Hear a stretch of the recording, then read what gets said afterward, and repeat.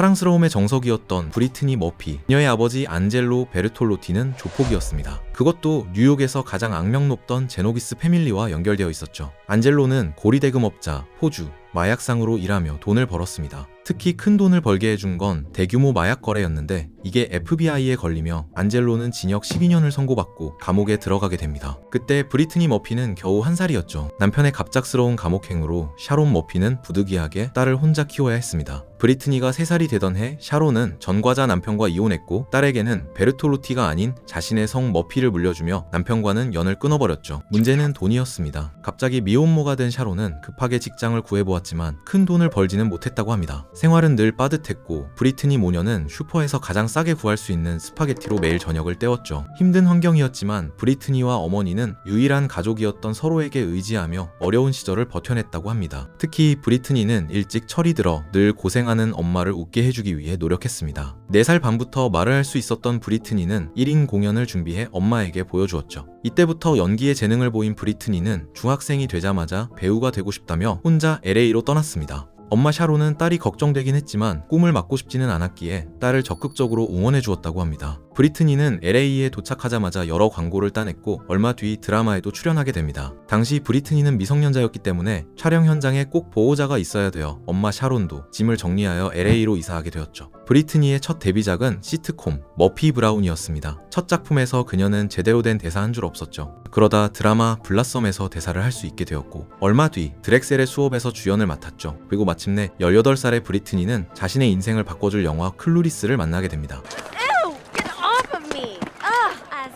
클루리스는 원래 아무도 성공할 줄 몰랐던 저예산 하이틴 영화였습니다. 애초에 극장용도 아니었고 TV에서 틀려고 계획된 작품이었죠. 그러나 막상 개봉해보니 큰 인기를 끌었고 90년대를 대표하는 영화이자 하이틴 명작으로 남게 되었습니다. 배경이 고등학교라 배우들 대부분 나이가 어렸는데 브리트니는 그 중에서도 가장 나이가 어렸었다고 합니다. 당시 그녀의 인터뷰가 하나 남아있는데 사춘기 소녀의 순수한 모습이 잘 담겨있죠.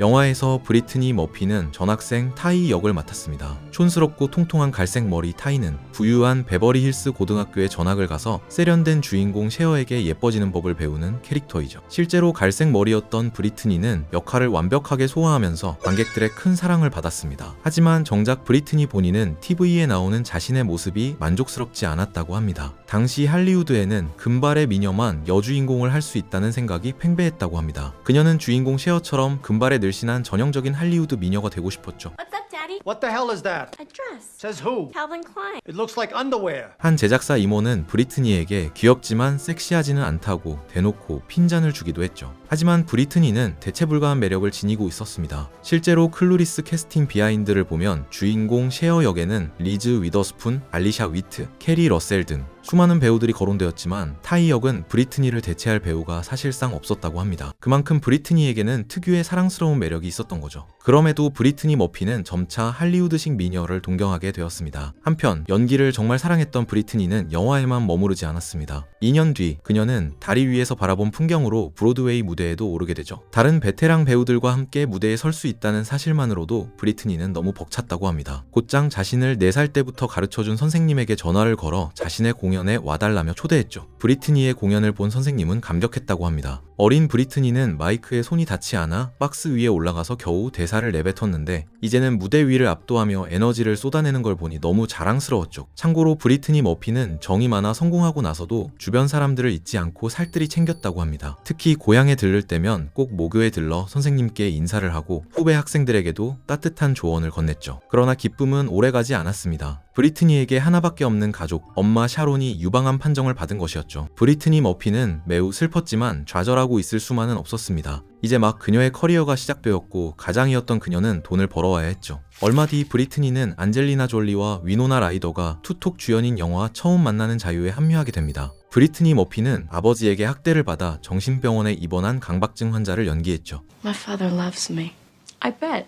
with every inch of his manhood. 완벽한 연기를 선보인 브리트니는 큰 호평을 받았지만 막상 촬영장은 평화롭지 않았다고 합니다. 특히 두 주연 배우였던 위노나 라이더와 안젤리나 졸리 사이에 미묘한 긴장감이 흘렀죠. 실제로 안젤리나 졸리는 위노나 라이더와 사적으로는 한마디도 나누지 않았다고 인정하기도 했습니다. 영화에서 둘 사이 긴장감을 제대로 표현하기 위한 선택이었지만 촬영 현장은 자연스럽게 둘로 나뉘어져 위노나 라이더파와 안젤리나 졸리파로 갈라졌죠. 브리트니 머피는 위노나 라이더파가 되었습니다. 그렇게 시작된 둘의 인연은 영화가 끝나서도 이어졌습니다. 10대에 데뷔한 브리트니는 자신처럼 아역배우로 성공한 위노나에게 큰 공감과 위로를 받았고 위노나를 때론 언니이자 때론 멘토처럼 생각하며 따랐습니다. 둘은 틈만 나면 함께 쇼핑을 가거나 산책을 하면서 서로의 일상과 연기 고민을 털어놓는 절친이 되었죠. 크리스마스 같은 명절에는 위노나가 브리트니의 어머니 샤론까지 챙길 정도로 각별한 사이가 되었습니다. 둘이 너무 자주 붙어 다니자 한간에는 사실 둘이 동성 커플이 아니냐는 루머가 돌기 시작했습니다. 이 루머에 불을 지핀 게 바로 메르세데스 키스 사건이었죠. 이전까지만 해도 브리트니 머피는 자신을 따라다니는 파파라치가 없었다고 합니다. 하지만 톱스타 위노나 라이더와 어울리면서부터 파파라치들이 붙기 시작했죠. 한 번은 둘이 차를 타려는데 차 앞에 파파라치들이 가득했다고 합니다. 파파라치들을 차로 밀어낼 수도 없고 그렇다고 가만히 있자니 뻘쭘해 브리트니는 웃긴 표정을 몇 개 지어보다가 장난스레 위노나에게 입을 맞췄습니다. 파파라치들은 일제히 카메라 셔터를 눌렀고 다음날 둘의 키스 사진은 가십지 일면을 장식했습니다. 브리트니 머피의 얼굴 아래에는 위노나의 연인 요염한 스크린 여신이라는 제목이 붙었죠. 브리트니는 이 모든 과정이 웃기고 재밌었다고 합니다. 실제로 둘은 친구 사이일 뿐 연인 사이는 전혀 아니었기 때문에 이 사건은 해프닝으로 넘어가게 되죠. 막상 진짜 위기는 따로 있었습니다. 연기를 누구보다 사랑했던 브리트니는 수많은 오디션을 보러 다녔는데 주연 자리는 계속해서 떨어졌다고 합니다. 그녀에게 들어오는 대본은 체리 폭포 같은 B급 스릴러 영화뿐이었고 주요 작품에는 늘 조연에 머무를 수밖에 없었죠. 그러던 어느 날 한 고위 관계자가 브리트니에게 지적했습니다. 주연이 되고 싶으면 살부터 빼.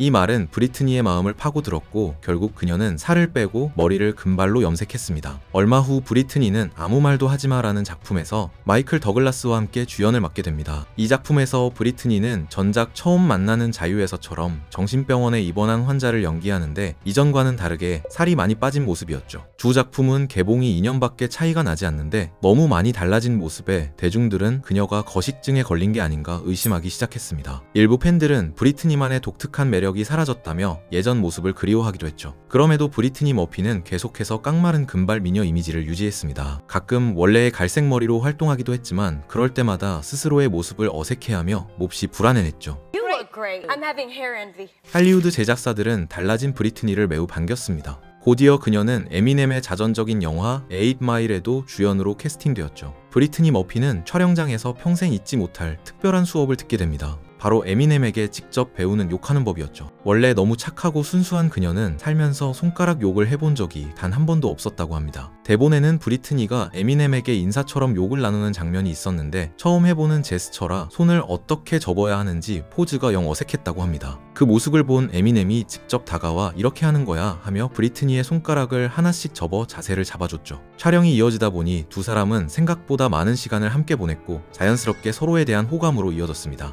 그래도 처음엔 둘 다 사귄 사실을 인정하지 않았습니다. 그러나 에미넴의 측근인 제니퍼가 에미넴의 삶에 대해서 책을 냈는데 그 책에서 두 사람은 확실히 사귀었다고 밝혔죠. 하지만 둘의 관계가 순탄하지는 않았다고 합니다. 감정이 풍부하고 애정을 갈구하던 브리트니는 에미넴이 자신에게 집중해주길 바랐지만 막상 에미넴은 표현을 잘하는 사람이 아니었죠. 특히 에미넴의 생일날 그가 다른 여자들과 대화를 나누는 장면을 보고 질투가 폭발한 브리트니는 갑자기 실신 연기를 했다고 합니다. 걱정이 되었던 에미넴은 그녀를 방으로 부축해 데려갔는데 막상 방에 들어가니 다시 정신이 멀쩡해져 그와 대화를 잘 나눴다고 하죠. 뭔가 이상하다고 느낀 에미넴은 혹시 아까 연기였어? 묻자 브리트니는 다시 휘청거리며 쓰러질 것 같아 부축해줘 말했다고 합니다. 에미넴은 자신의 동정심을 끌어내기 위해 연기하는 브리트니의 모습에 애정이 식었다고 했죠. 두 사람 사이에 더 큰 장벽은 브리트니의 엄마 샤론이었습니다. 샤론은 브리트니가 성인이 되었는데도 촬영 현장에 항상 따라다니면서 브리트니의 일에 과도하게 개입하는 편이었죠. 에미넴은 샤론이 자기에게 브리트니와의 애정 문제를 따질까봐 두려웠다고 합니다. 마침 8마일의 촬영이 거의 끝나가던 시점이라 에미넴은 조금씩 거리를 두기 시작했고 자연스럽게 둘은 헤어지게 되었다고 하죠. 사실 제니퍼의 책이 공개되었을 때 책에는 에미넴의 다른 민감한 이야기들도 많이 담겨 있어 에미넴은 책의 내용을 전부 부인했습니다.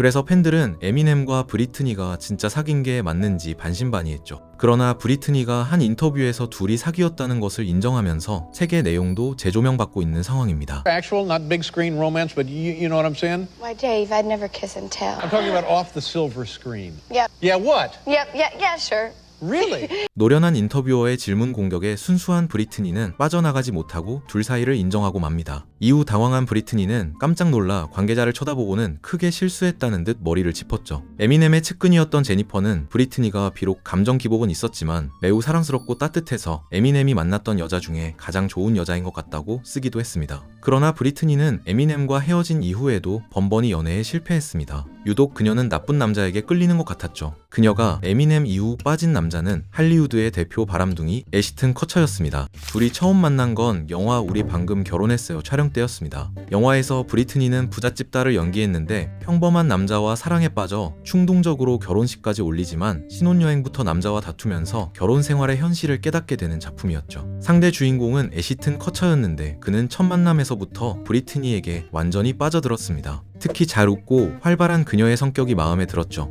브리트니 역시 애시튼이 좋았습니다. 너무 자상하고 배려심 많은 사람이라면서 주변 사람들에게 세상에서 가장 착한 남자라고 자랑하고 다녔죠. 그러나 주변에서는 둘의 교제를 탐탁지 않게 바라보았습니다. 특히 잘생긴 애시튼이 브리트니와 사귀기에는 너무 아깝다는 의견이 대다수였죠. 한 번은 애시튼 커처가 토크쇼에 나간 적이 있는데 그곳의 MC가 애시튼에게 무례한 말을 꺼냈다고 합니다. 클로리스에서 못생긴 여자였던 게 브리트니 머피 맞지? 그땐 진짜 뚱뚱하고 못생겼었는데 지금 완전 바뀌었네. 그리고는 더 심한 말도 내뱉었습니다. 남자도 꽤 만났다고 하던데? 에미넴이랑도 사귀었다던데. 그랬다면 꼭 콘돔 써야 될 거야. 마치 조언인 척 브리트니를 조롱하는 말이었죠. 사실 이 당시에도 브리트니는 스스로에게 자신이 없었다고 합니다. 클로리스 이후 8년이 지났지만 브리트니 머피는 아직도 자신이 영화 속 타이처럼 못생기고 뚱뚱하다고 생각했고 다른 여배우들에 비해 부족하다며 자책하고 있었죠. 애시튼 커처 역시 브리트니에게 확신을 갖지 못했다고 합니다. 원래 영화가 개봉한 다음 브리트니와 애시튼이 똑같은 반지를 끼고 있어 둘이 약혼한 게 아니냐는 소문이 돌았었습니다.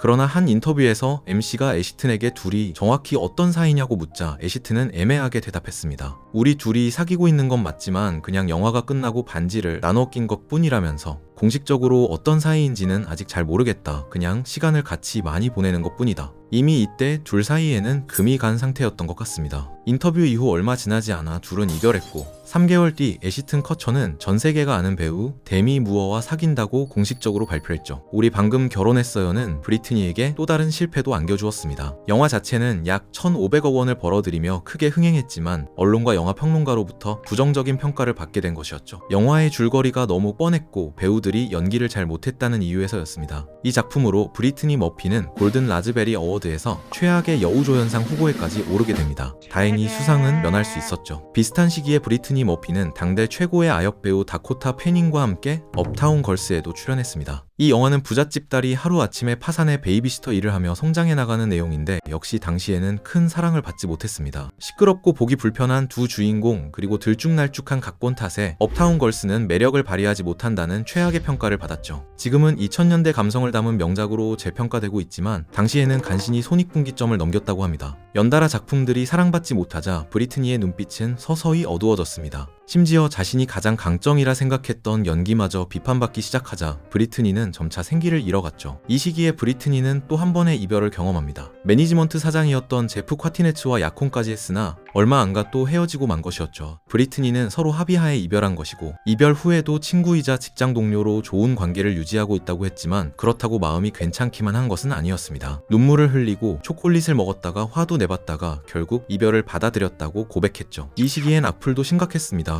갑작스러운 외모 변화가 거식증 때문 아니냐고 비난했고 특유의 쾌활하고 밝은 성격은 약에 취해 보인다고 조롱했죠. 대중들의 말 한마디가 브리트니에게 상처가 되었고 그녀는 점점 더 예민해졌습니다. 이 시기에 브리트니가 진행한 인터뷰를 보면 그녀가 얼마나 칭찬에 목 말랐는지 알 수 있습니다. And you're so sweet and genuine. You're a nice person. That's what means the most to me. 인터뷰어가 칭찬해주자 진심으로 감동받은 브리트니는 눈물까지 글썽입니다. 자신을 위로해주고 인정해주는 인터뷰어가 고마워 감사의 표시로 볼에 입을 맞추고 안아주기까지 했죠. 주변에는 그녀를 비난하는 말뿐이었기에 브리트니는 작은 칭찬 하나에도 크게 감동한 것이었습니다. 설상가상으로 이 시기에 유일한 가족이었던 엄마 샤론의 유방암이 재발하게 됩니다. 항암 치료를 받는 엄마 옆에서 브리트니는 속절없이 무너져 내렸죠. 여러모로 힘들었던 이 시기에 브리트니 머피는 인생 최악의 남자를 만나게 됩니다. 이 남자는 결국 그녀를 죽음으로 이끌었죠. 제프 카티네츠와 막 이별했을 무렵 브리트니 머피는 리틀 블랙북이라는 문제작을 촬영하고 있었습니다. 영화는 남자친구의 과거가 궁금해진 주인공이 전 여자친구들을 찾아다니며 인터뷰하는 내용을 담고 있는데 스토리가 재미가 없어 혹평을 받았죠. 게다가 개봉운도 좋지 않았습니다. 톰 크루즈의 콜레트럴, 호아킨 피닉스의 빌리지, 맷 데이먼의 본 슈프리머시, 덴젤 워싱턴의 맨추리안 캔디데이트에 밀려 개봉 첫 주 5위를 기록했고 이후에 입소문도 타지 못해 결국 영화는 손익분기점을 넘지 못하고 마무리하게 되었습니다. 안 그래도 대본 보는 눈이 없다며 나쁜 평가를 받고 있던 와중에 또 한 번 흥행에 실패했으니 브리트니의 부담감은 더 커질 수밖에 없었죠. 특히 이 작품에서는 브리트니 특유의 사랑스러움도 제대로 담기지 않았다는 비판을 받았습니다. 한 평론가는 그녀가 눈을 동그랗게 뜨고 저 좀 사랑해주세요 표정을 짓는 게 이제는 질린다고 혹평했죠. 그래도 촬영 중에 좋은 일이 딱 하나 있기는 했습니다. 현장에서 조명 스태프로 일하던 조 메칼루소를 만나 연인이 된 것이었죠.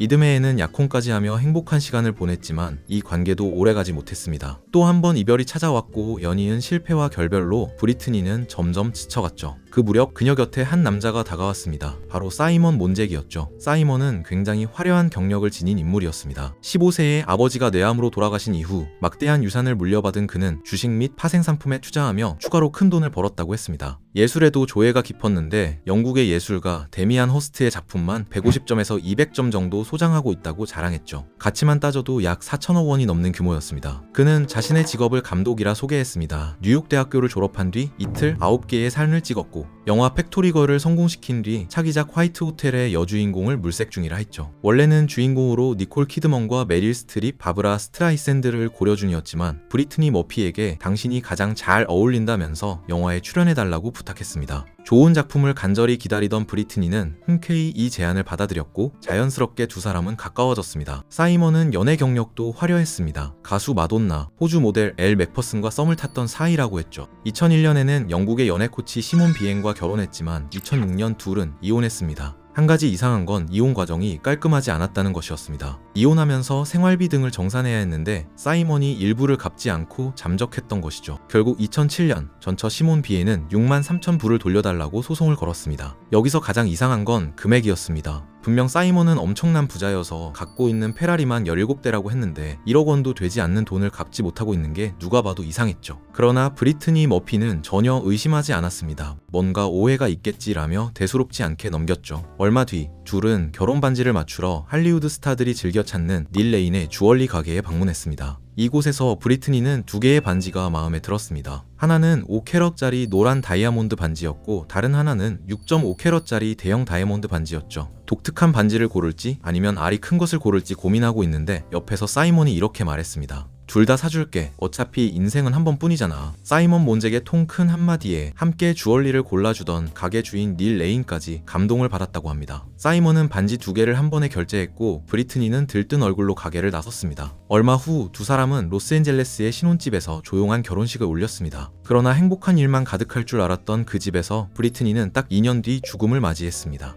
죽은 그녀를 가장 먼저 발견한 건 사이먼 몬잭이었죠. 결혼 전 브리트니 주변에서 사이먼 몬잭을 조심하라는 조언을 해준 사람이 없던 건 아니었습니다. 특히 친구였던 조지 히켈루퍼 감독이 가장 적극적으로 결혼을 말렸죠. 그는 영화 팩토리 걸의 감독으로 사이먼 몬잭이 함께 일했다고 주장한 인물이었습니다. 어느 날 조지 히켄루퍼가 브리트니에게 전화를 걸었습니다. 너 정말 사이먼 잘 알아? 그랑 결혼한다는 게 어떤 의미인 줄 알고 있냐고 물었습니다. 사실 조지는 사이먼 몬잭과 이미 한 번 분쟁을 겪은 사이였습니다. 원래 조지는 사이먼에 대해 전혀 몰랐던 사이였고 혼자서 영화 팩토리 걸을 준비하고 있었습니다. 그런데 영화 개봉을 앞둔 어느 날 갑자기 사이먼 몬잭이라는 남자가 연락을 취해왔다고 합니다. 제 대본을 왜 베끼셨죠? 조지는 황당해서 억장이 무너졌다고 합니다. 무슨 소리냐, 나는 너 대본 본 적도 없다고 반박했죠. 그러자 사이먼은 소송을 걸겠다고 맞섰습니다. 일부러 자잘한 소송을 걸어 영화 개봉을 막으려는 속셈이었죠. 개봉 날짜가 다가오자 조지 히켄루퍼 감독은 일단 영화 개봉이 우선이라는 생각이 들어 사이먼에게 연락을 했다고 합니다. 소송을 취하해주면 엔딩 크레딧에 그의 이름을 넣어주겠다고 제안했고 그렇게 사이먼 몬잭은 영화 팩토리 걸의 각본가로 둔갑했죠. 조지는 브리트니 머피가 사이먼과 사귄다는 소식을 듣자 큰 큰 책임감을 느껴 그녀에게 모든 이야기를 털어놓았습니다. 그러나 브리트니는 조지의 말을 믿지 않았고 오히려 화를 냈다고 합니다. 이 세상에 나보다 그를 더 잘 아는 사람은 없어 라고 말하곤 전화를 끊어버렸죠. 그래도 조지는 포기하지 않았습니다. 몇 달 뒤 조지는 또다시 브리트니에게 전화를 걸어 둘의 결혼을 말리려 했습니다. 그러나 이번에 전화를 받은 건 브리트니가 아닌 사이먼이었습니다. 조지는 사이먼에게 브리트니 좀 바꿔줘 부탁했지만 사이먼은 지금 브리트니가 바쁘다며 전화를 넘겨주지 않았습니다. 그 후 조지는 두 번 다시 브리트니와 연락할 수 없었죠. 사이먼은 화려한 겉모습과 달리 실체는 병적인 거짓말쟁이였습니다. 처음엔 누구나 그의 부자 코스프레에 속아 넘어갔지만 시간이 지나면 모두 등을 돌렸죠. 원래 그는 중산층 출신이었고 말하던 엄청난 유산 같은 건 존재하지도 않았습니다. 그는 월세를 제때 내지 않아 집에서 쫓겨나 이사를 다니는 신세였고 사기 및 절도 혐의로 소송을 당하기도 했죠. 데미안 허스트의 작품을 150점 이상 소장했다고 말한 것도 거짓이었습니다. 실제로는 딱 한 점 구매 이력이 있었는데 그마저 산 즉시 팔아버렸죠. 그가 만든 유일한 영화 이틀 9개의 삶은 쓸모없는 영화라는 평을 받았고 개봉조차 하지 못했습니다. 당시 사이먼은 영화를 찍기 위해 가족들에게 돈을 빌려 제작비를 마련했으나 이 돈을 모두 잃게 되면서 가족에게도 빚쟁이가 되었다고 하죠. 그의 어머니는 아들이 아버지 사망 이후 성격이 완전히 변했다며 그를 감쌌습니다. 사이먼에게 여자는 사랑의 대상이 아닌 돈을 대주는 물주에 불과했습니다. 그는 부자인 척 접근해 마음을 얻은 뒤 상대 여성들의 돈으로 호화로운 삶을 유지했죠. 브리트니도 예외는 아니었습니다. 그는 초반에 값비싼 보석을 선물했지만 나중에 밝혀진 바로는 대부분 가짜 보석이었다고 합니다. 명확한 직업이 없던 그는 브리트니 머피의 매니저를 자처했고 나중에는 그녀의 메이크업 아티스트까지 전담하며 브리트니의 돈을 착취하기 시작했죠. 사이먼이 여자의 마음을 얻는 또 다른 스킬은 바로 동정심 유발 전략이었습니다. 그는 아픈 척 불쌍한 척을 해서 원하는 것을 얻어갔죠. 사이먼의 약혼자였던 엘리자베스에 따르면 어느 날 사이먼이 엘리자베스와 관계를 맺고 싶어 했다고 합니다. 그날 엘리자베스는 몸 컨디션이 좋지 않아 그냥 잠만 자고 싶다고 거절하자 사이먼은 그 자리에서 갑자기 눈물을 흘렸다고 합니다. 그러면서 나 척수암을 앓고 있는데 곧 치료를 받기 위해 모나코로 떠나야 해. 엘리자베스 테일러를 살려준 의사가 나에게도 상어 연골 치료를 해줄 거야 말했다고 합니다. 이날 엘리자베스는 사이먼이 불쌍해서 관계를 가져주었다고 하죠. 사이먼은 이 전략을 내용만 바꾸어 똑같이 브리트니에게도 써먹었습니다. 결혼 2년차 즈음 사이먼은 사진을 찍다가 사다리에서 떨어졌다고 합니다. 겉보기엔 가벼운 타박상처럼 보였지만 사이먼은 극심한 통증을 호소했고 밤마다 심장이 멈출 것 같다면서 발작 증세를 보여 브리트니를 불안하게 만들었습니다. 참고로 나중에 밝혀지기를 사이먼의 심장에는 아무런 문제가 없었다고 합니다. 사이먼의 어머니는 아들이 관심을 받기 위해 아픈 척하며 병을 꾸며내는 미나우젠 증후군을 앓고 있다고 말했죠. 사이먼은 때론 아프다는 핑계로 또는 주변 사람들을 믿으면 안 된다는 핑계로 점차 브리트니를 고립시키기 시작했습니다. 사이먼 몬잭은 브리트니의 모든 촬영장에 따라가 매니저 겸 메이크업 아티스트를 자처했고 쉬는 시간이면 브리트니를 차에 태워 동료들과 어울릴 틈을 주지 않았죠. 그녀의 변화를 가장 먼저 눈치챈 건 배우 캐시 나짐이었습니다.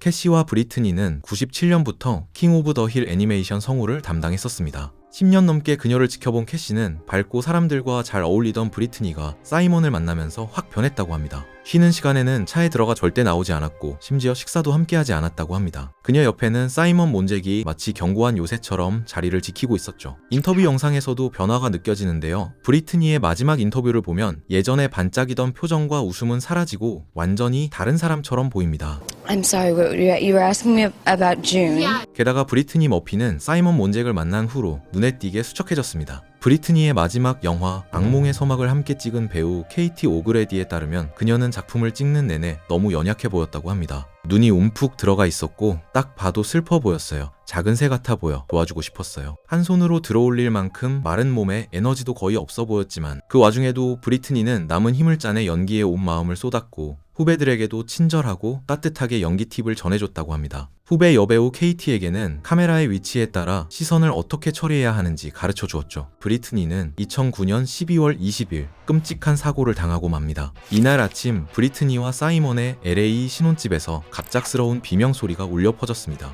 사이먼이 서둘러 화장실로 뛰어 올라가 보니 브리트니는 이미 정신을 잃은 채 쓰러져 있었죠. 집에 함께 있던 어머니 샤론이 떨리는 손으로 119에 전화를 거는 동안 사이먼은 다급히 인공호흡을 시도했습니다. 몇 분 뒤 구급대원들이 도착했지만 브리트니 머피는 이미 숨을 거둔 후였죠. 너무나 아름답고 젊은 여배우의 갑작스러운 죽음에 미국 전역은 충격과 슬픔에 휩싸였습니다. 함께 작품을 찍었던 동료 배우들은 SNS나 성명문으로 조문의 글을 남겼습니다. 애시튼 커처는 트위터에 글을 올렸습니다. 오늘 세상은 작은 햇살 한 조각을 잃었습니다. 브리트니의 가족과 남편 그리고 어머니 샤론께 깊은 애도를 전합니다. 곧 보자 꼬마야. 업타운 걸스에서 함께 연기했던 다코타 패닝 역시 슬픔을 감추지 못했습니다. 나이 차이가 많이 났음에도 우리는 정말 가까운 친구였어요. 브리트니는 따뜻하고 아이 같은 순수한 영혼을 가진 사람이었죠. 정말 많이 그리울 거예요. 팬들 역시 처음에는 큰 슬픔을 느꼈습니다. 그러나 시간이 지나면서 이상한 점들이 하나둘 눈에 띄기 시작했죠. 32세 배우가 갑자기 이렇게 죽을 수가 있나? 뭔가 죽음 뒤에 숨겨진 진실이 있는 건 아닐까? 이들의 의심을 증폭시킨 것은 사이먼 몬잭의 대처였습니다. 처음에 그는 부검을 거부했습니다. 아름다운 브리트니의 몸이 훼손되는 걸 원치 않는다며 유대교 신념에도 어긋난다고 했죠. 하지만 타살 가능성도 배제할 수 없었기 때문에 LA 검시관은 부검을 반드시 해야 한다고 결정했습니다. 부검 결과 그녀의 사인은 폐렴, 빈혈, 그리고 여러 처방약의 독성 반응으로 밝혀졌습니다. 이미 가지고 있던 질환에 과도한 약물 복용이 겹쳐져 죽음에 이른 것이었죠. 이후 사이먼의 행동은 더 이해하기 어려운데요. 그는 브리트니 머피가 죽고 얼마 지나지 않아 브리트니 머피 재단을 설립했습니다. 그리고 재단 출범을 기념하는 파티를 열 예정이라며 파티에 참석하고 싶은 사람들은 개인은 $1,000, 기업은 $10,000를 내라고 공지했죠.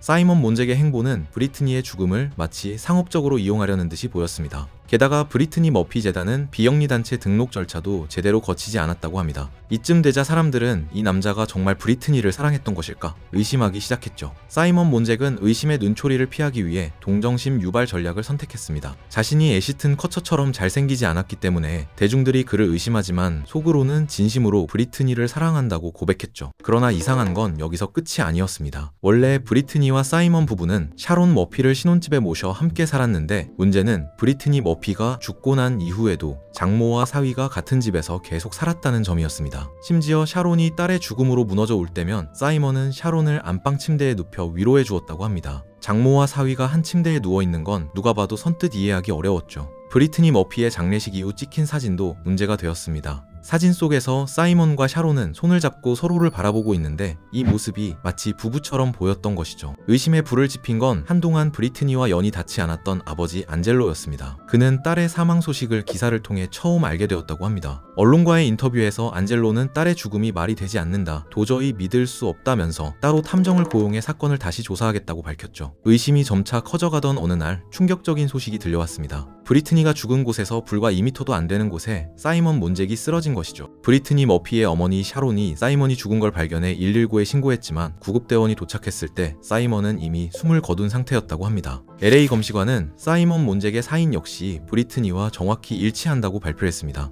폐렴, 빈혈, 그리고 여러 처방약이 뒤섞인 독성 반응이 원인이었죠. 똑같은 집에서 사이먼은 침실, 브리트니는 침실 안 화장실에서 죽자 사람들은 그 집에 귀신이 씬 것 아닌지 혹은 집 근처에 독성 물질이 묻혀있는 게 아닌가 의심하기 시작했습니다. 경찰에서는 대대적인 조사를 시작했죠. 실제로 브리트니 머피는 생전에 이 집에서 종종 이상한 기운을 느꼈었다고 합니다. 심지어 어떤 날에는 집에 들어가기 싫은데 호텔에서 자고 가면 안 돼? 남편에게 물은 적도 있었죠. 그럴 때마다 사이먼은 정신 좀 차려, 우리 집이 280평이야. 굳이 다른 데를 왜 가? 핀잔을 주며 집으로 데려갔다고 합니다. 사실 이 집에서 불길한 기운을 느낀 건 브리트니 머피 혼자가 아니었습니다. 원래 이 집은 가수 브리트니 스피어스의 소유로 저스틴 팀버레이크와 함께 살던 곳이었습니다. 브리트니는 가끔씩 집에서 불길한 기운이 흐른다고 이야기했었습니다. 그러던 어느 날 브리트니 스피어스는 다급히 메이크업 아티스트에게 전화를 걸었다고 합니다. 집에서 악령들이 나를 계단 밖으로 밀어버리려고 했어. 내가 미쳤다고 생각해도 좋아. 나는 이 집에 더 이상 못 있겠어. 브리트니 스피어스는 그 길로 짐을 싸서 근처 카사델마르 호텔로 도망치듯 옮겼고 그 후 다시는 집에 발을 들이지 않았다고 합니다. 집은 부동산을 통해 매물로 내놓았는데 얼마 안 있어 이 집을 브리트니 머피가 구매하게 된 것이었습니다. 그나마 브리트니 머피가 집에서 가장 좋아했던 공간은 화장실이었습니다. 이 화장실은 브리트니 머피의 작은 키에 딱 맞게 디자인된 공간이었죠. 화장실 한 코너에 놓여진 화장품 역시 모두 브리트니가 하나하나 고른 것이었습니다. 브리트니는 우울할 때면 화장실에 혼자 들어가 목욕을 하며 일기를 쓰거나 노래를 들었다고 하죠. 그녀가 죽은 날 역시 몸이 안 좋아 화장실에 들어가 있겠다며 한동안 나오지 않아 뒤늦게 발견된 것이었습니다. 사람들은 죽음의 원인을 과학적으로 찾기 시작했습니다. 그중 가장 큰 설득력을 얻은 가설이 바로 곰팡이였습니다. 샤론 머피 역시 집에 누수가 자주 있었다고 증언했는데 곰팡이 전문가에 따르면 누수 환경에서는 독성 곰팡이가 발생할 가능성이 높다고 합니다. 그러나 집을 조사한 검시관은 이를 부정했습니다. 조사 초반부터 곰팡이의 가능성을 살펴보았으나 전혀 연관성이 없다고 밝혔죠. 이때 브리트니의 아버지 안젤로가 새로운 가설을 내놓았습니다. 그는 딸의 죽음이 납득되지 않아 직접 브리트니 머리카락 샘플을 연구소에 보내 검사를 해보았다고 합니다. 그 결과 중금속 수치가 높게 나왔고 안젤로는 이 결과를 근거로 엄마 샤론이 딸의 유산을 차지하기 위해 브리트니를 독살했다고 주장했습니다.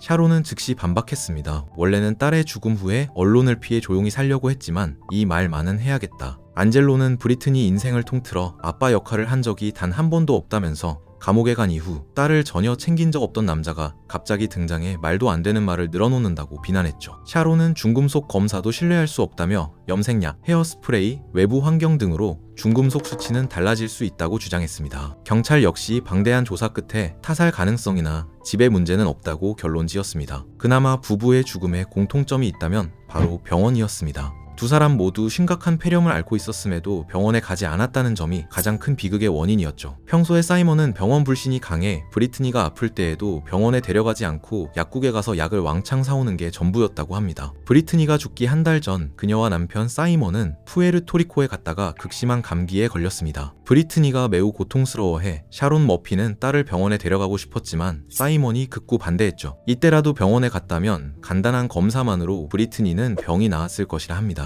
하지만 사이먼은 집에서 담요를 둘러주며 치료를 대신하려 했고 결국 면역력이 떨어진 브리트니부터 죽게 되었죠. 그들의 침실 한 구석에는 처방전 없이 살 수 있는 약들이 가득 쌓여 있었다고 합니다. 평생 외모와 연기에 대한 가혹한 평가 속에서 살아야 했고 상처받은 틈을 파고든 사람을 만나 제대로 된 도움조차 받지 못한 브리트니 머피. 그녀는 2003년 드류 베리모어와의 인터뷰에서 어떻게 죽고 싶냐는 질문에 고통 없이 죽고 싶다고 답했습니다. 정말 오래 살고 싶다라며 최대한 건강하고 행복하게 장수하고 싶다고 했죠. 만약 죽었다가 다시 태어난다면 뭘로 태어나고 싶냐는 질문에는 지구에서 가장 큰 나무인 레드우드로 태어나고 싶다고 답했습니다. 못생겼다, 연기 못한다는 말들에 평생 시달려왔던 그녀는 그런 시선에 흔들리지 않는 꿋꿋하고 강인한 존재가 되고 싶었던 것 같죠. 책 타인에게 기대하지 않는 삶을 위한 안내서에 따르면 우리는 흔히 남의 기준에 맞춰 자신을 평가한다고 이야기합니다. 그 결과 쉽게 자신감을 잃고 스스로를 깎아내리게 된다고 하죠. 책에서는 남과 비교가 시작될 때 비교하고 싶은 타인의 모습을 적고 그 옆 빈 공간에는 나만의 성취와 장점을 적어보라고 조언합니다. 이 과정을 통해 타인과 나는 전혀 다른 길을 걷고 있으며 남과 비교하지 않고 자기 기준을 세우는 것이 삶의 만족을 위한 가장 중요한 조건임을 깨닫게 된다고 하죠.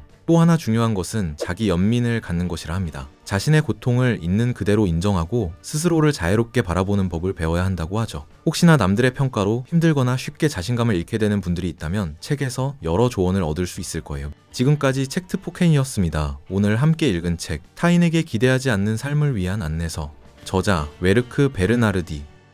I know that I'm well away from being a perfect guy.